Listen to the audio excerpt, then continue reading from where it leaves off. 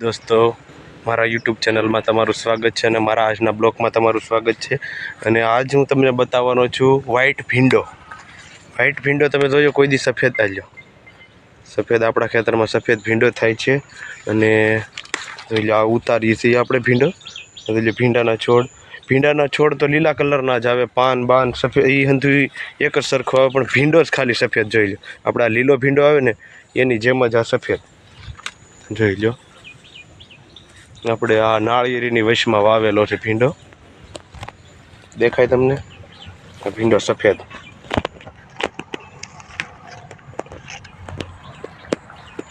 અને મારા યુટ્યુબ ચેનલને સબસ્ક્રાઈબ કરવાનું ભૂલતા નહીં.